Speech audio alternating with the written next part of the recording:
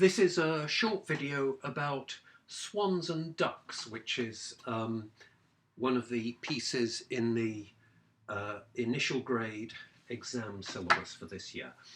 So this is quite a nice piece. It's one of the easier ones because for nearly all of it, your hands stay in the same position. Not quite all, but your right hand does, in fact. Just looking at what the right hand does first, if you look through the right hand part, just glance through the whole thing quickly, you'll see that it always plays two notes at a time, and it's basically either these two notes, F and G, or E and G.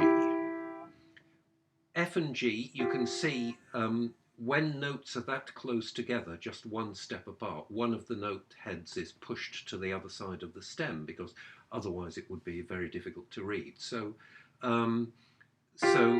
that's what it does first. You can see then in the third bar of the second line, that's bar 7, we change to E and D. And the suggested fingering is to start with your right hand in this position, thumb, I'm just going to move the camera slightly, okay, thumb on E, but there's middle C, so you want your right thumb on E, not on C as you so often have it, but on E, and you're going to be either then doing fingers 2 and 3 when you get the two notes close together, or 1 and 3 when you get those. So so the right hand starts, and so on. So notice the rests. People often ignore rests, but don't in this case, because the rest means you count a beat, but you don't play anything. So that's the right hand. Now the left hand, you want to start in, I'm going to move the camera again. Yes, I'm going to move the camera again. So, sorry about the angle, but it doesn't really matter, you can see. So, your left hand is going to be in this position with your thumb on D, not on middle C, there's middle C, but on D. Your second finger is going to be playing the middle C. And then you will stay in that position until almost the end. So our left hand goes, I'm going to play through the whole of the left hand quite quickly. 1, 2, 3, 4. 1, 2, 3, 4.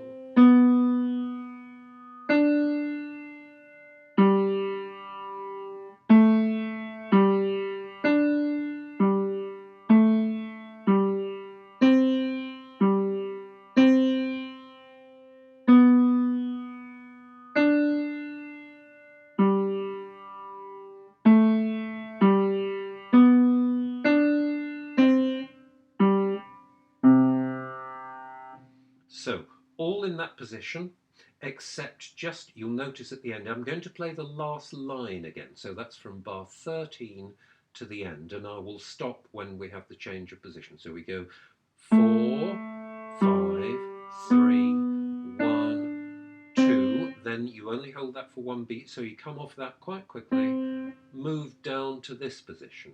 1, 5. So you're moving from a position where your thumb is on D to a position where your thumb is on G and your pinky is on the low C. So just before that, you've played a middle C with your second finger, then you move down to that. So that's one thing to practice. Practice going from this position to this position. So you've just played middle C with your second finger, you then move down, play G with your thumb, and then finish with the C, with your pinky. Now the other nice thing about, the other thing that makes this piece easier than some is that the hands never actually play a note at the same time. Often, well, nearly always actually, the left hand is holding a note when the right hand plays a note, but they don't start a note at the same time, so that does make it easier. So I'm now simply going to play through the whole thing, and then that will be it. So 1, 2, 3, 4.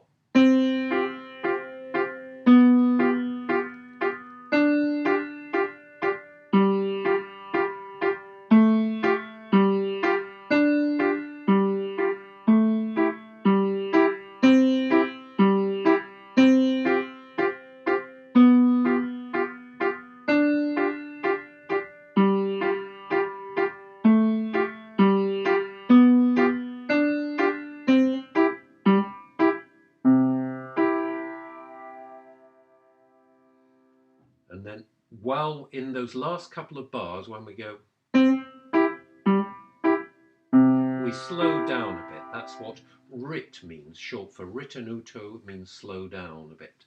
And at the end, we just hold the notes in each hand for a bit longer because of the pause sign there. So we just hold them longer than we would count them, just let them die away. Okay, so that's it. You might want to play back through this and pause it and so on, but that's the end of that video.